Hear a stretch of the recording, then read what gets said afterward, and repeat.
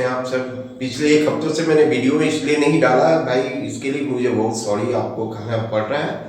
देखिए, evaluation copy चल रही थी, जैसा कि थंबनेल से आपको पता लग गया होगा कि क्लास 12 की बायोलॉजी की कॉपी चेक हो गई, फाइनलाइज हो गया, कॉपी चेक हो गई। कॉपी चेक करने के दौरान जो चीज़ें मुझे मिली देखने को, उसको मैं आज शेयर करना चाह रहा हूँ। हालांकि ये कॉन्फिडेंशियल चीज़ें होती है, फिर भी मैं आपको बता दूँ ताकि आपके लाइफ में और ये सब चीज़ें बातें काम आए, ताकि आप फिर इस तरह की गलती न कर सके। दो बच्चों के बारे में मैं जिक्र करना चाहूँगा। दो बच्चों को, एक बच्चे ने कॉपी में अपने आंसर को ऐसे लिखा था जैसे पता ही नहीं कि उसने क्या लिखा है। जो क्वेश्चन आंसर उसको आया वो लिख दिया, क्वेश्चन का नंबर कुछ और है और नंबर वो कुछ और डाला। उसकी कॉपी चेक करने में इतनी परेशानी का सामना करना, इतना परेशानियों का सामना करना पड़ा कि मैं बता नहीं सकता। मैंने अगल बगल के सहयोगी जो हमारे परीक्षक से, उनसे राय दिया, भाई देखिए इसने क्या किया।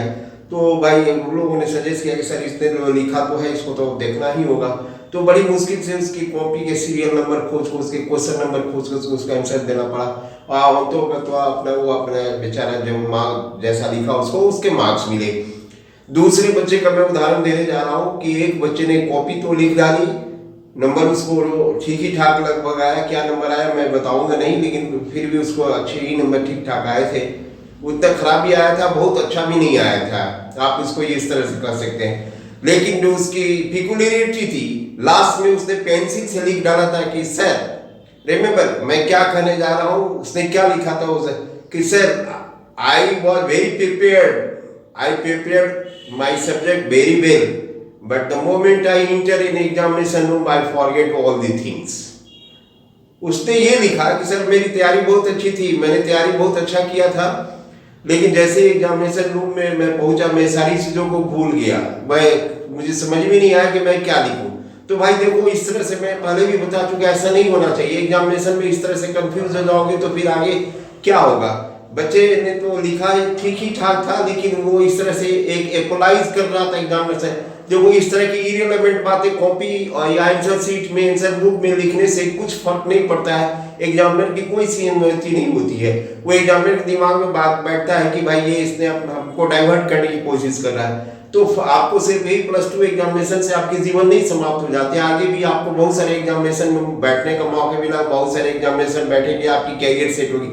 तो इस तरह की इरेलेवेंट बातें किसी भी एग्जामिनेशन के किसी भी पेपर में नहीं लिखनी चाहिए। रही बात मार्किंग का, तो भाई ये बात क्लियर है कि टर्म 2 में बच्चों ने अच्छे नहीं लिखा।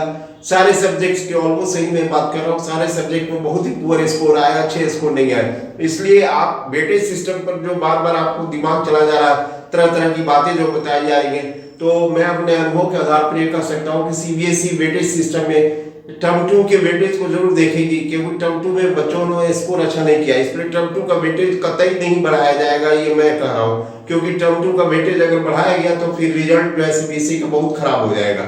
इसलिए टर्म 1 में जिन बच्चों ने जितना स्कोर किया है वो उनके लिए बहुत ही फायदेमंद की बात होगी, क्योंकि टर्म 1 के वेटेज को जरूर कंसीडर किया जाएगा। इसमें क्या फाइनल वेटेज होगा सीबीएसई ने अभी क्लियर नहीं किया है। रही बात रिजल्ट निकलने का, तो रिजल्ट की प्रोसेसिंग शुरू हो गई है। हर दृष्टिकोण से सीबीएसई अपने अपने एफिलिएटेड स्कूलों से सारी पेपर्स, रिजल्ट से संबंधित सारी चीजें बनानी शुरू कर दी है। और ऐसा उम्मीद बताया जा रहा है कि सीबीएसई जो है लगभग 20 दिन के अंदर में क्लास 10 का रिजल्ट जो है तैयार कर देगी। तो ऐसा उम्मीद है कि 15 जुलाई के पहले क्लास 10 का रिजल्ट तो हर हालत में पब्लिश हो ही जाना है, और क्लास 12 का रिजल्ट 15 के बाद 16, 17, 18, 19 जुलाई जब तक वो पब्लिश हो जाए। मैंने 20 जुलाई के पहले क्लास 12 का रिजल्ट भी पब्लिश हो जाए। इसके पहले मैंने वीडियो में बता रखा था कि 15 जुलाई तक दोनों रिजल्ट आ जाएंगे, लेकिन देखकर ऐसा लगता है कि उसमें ऐसा संभव नहीं प्रतीत हुआ, क्योंकि बहुत सारे स्कूलों ने कुछ गलतियां कर दी थी, अपने marks, internal marks, practical marks upload नहीं कर सके थे।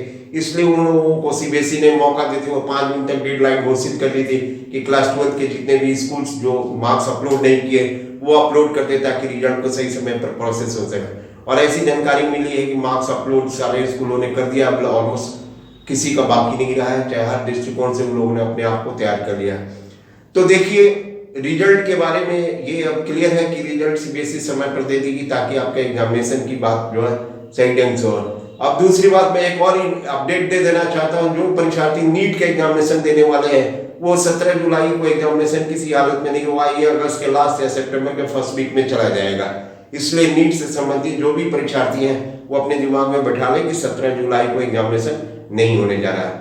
मेरी बातें यदि आपको अच्छी तरह समझ में आ गई हो कि मैं इस वीडियो के माध्यम से क्या कहने का प्रयत्न कर रहा हूं, तो चैनल को लाइक कीजिए, सब्सक्राइब कीजिए, मोटिवेट कीजिए। हाँ, एक और इम्पोर्टेंट बात, अब आपकी लाइफ की नई जीवन शुरुआत हो गई है, इसलिए लाइफ पर स्टेप पर पग पग पर फूंक कर कदम रखिएगा, क्योंकि यही कदम आपके जीवन का सफलता चुनेगी और आपको किस मार्ग को ले जाना है यहीं से तय करना है। अपने आप को परफेक्ट बनाइए, अपने आप को परफेक्ट बनाइए, अपने आप को जज कीजिए, सोचिए समझिए कि मुझे क्या करना है, और खास करके अपने टीचर्स और पेरेंट्स की बातों को जरूर मानिए, क्योंकि ये जिंदगी में जीवन एक बार मिला है और आपको इसी जीवन में सब कुछ करके जाना है ताकि लोग आपको याद रख सके। Thank you very much. अगले वीडियो